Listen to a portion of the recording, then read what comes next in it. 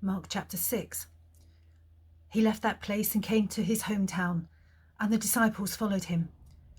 On the Sabbath he began to teach in the synagogue, and many who had heard him were astounded. They said, "Where did this man get all this? What is this wisdom that's been given to him? What deeds of power are being done by his hands? Is not this the carpenter, the son of Mary, the brother of James and Joseph and Judas and Simon?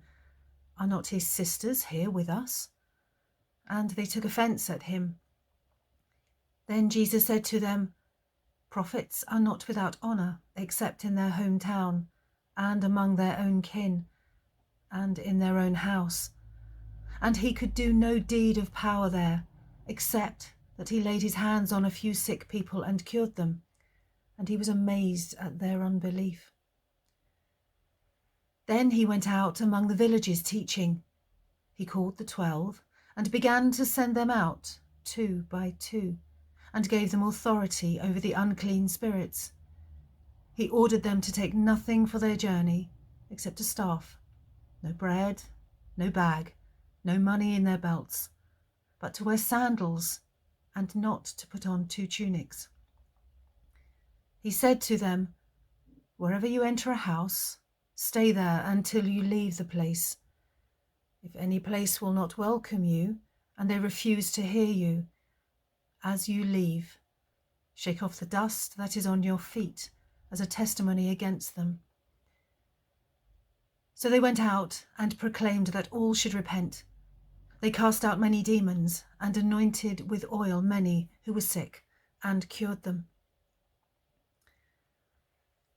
King Herod heard of it, for Jesus' name had become known. Some were saying, "John the Baptizer has been raised from the dead, and for this reason these powers are at work in him." But others said, "It is Elijah." And others said, "It is a prophet, like one of the prophets of old."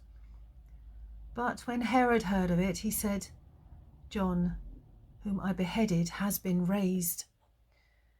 For Herod himself had sent men who arrested John, bound him and put him in prison on account of Herodias, his brother Philip's wife, because Herod had married her. For John had been telling Herod, "It is not lawful for you to have your brother's wife." And Herodias had a grudge against him and wanted to kill him, but she could not, for Herod feared John, knowing that he was a righteous and holy man, and he protected him. When he heard him, he was greatly perplexed, and yet he liked to listen to him. But an opportunity came when Herod, on his birthday, gave a banquet for his courtiers and officers and for the leaders of Galilee. When his daughter Herodias came in and danced, she pleased Herod and his guests.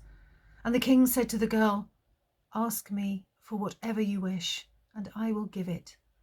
And he solemnly swore to her, "Whatever you ask me, I will give you, even half my kingdom."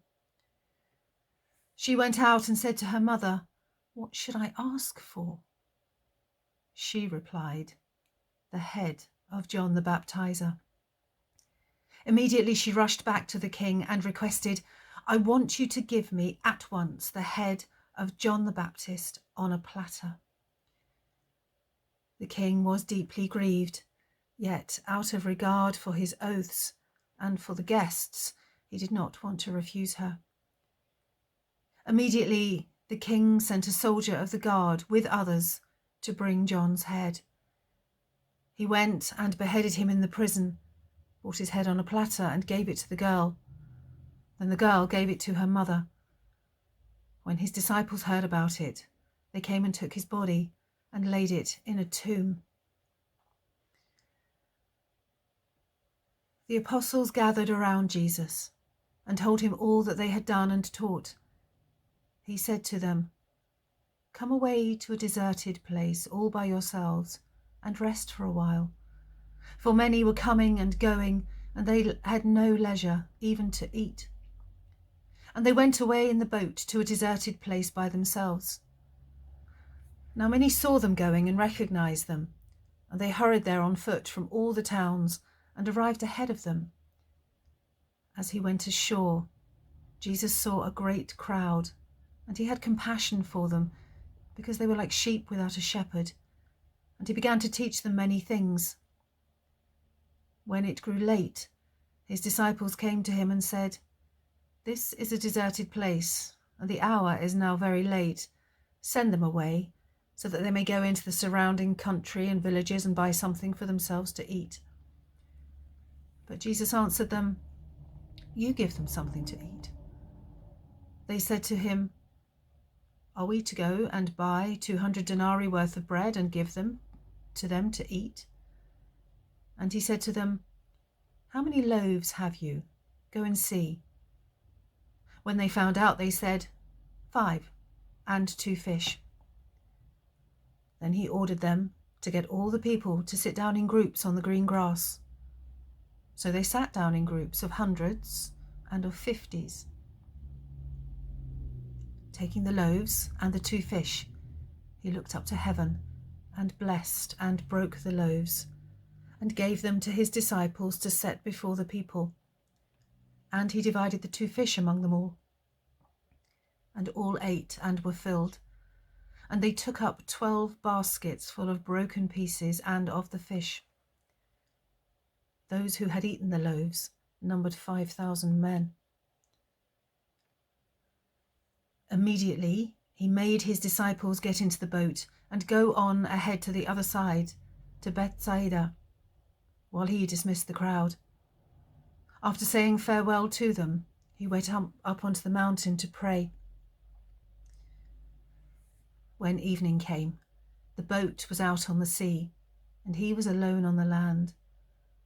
When he saw that they were straining at the oars against an adverse wind, he came towards them early in the morning, walking on the sea. He intended to pass them by, but when they saw him walking on the sea, they thought that it was a ghost and cried out, for they all saw him and were terrified. But immediately he spoke to them and said, "Take heart, it is I. Do not be afraid." Then he got into the boat and went with them, and the wind ceased, and they were utterly astounded, for they did not understand about the loaves, but their hearts were hardened. So when they had crossed over, they came to land at Gennesaret and moored the boat. When they got out of the boat, people at once recognized Jesus and rushed about the whole region and began to bring the sick on mats to wherever they heard he was. And wherever he went, into villages or cities or farms, they laid the sick in the marketplaces and begged him that they might touch even the fringe of his cloak, and all who touched it were healed.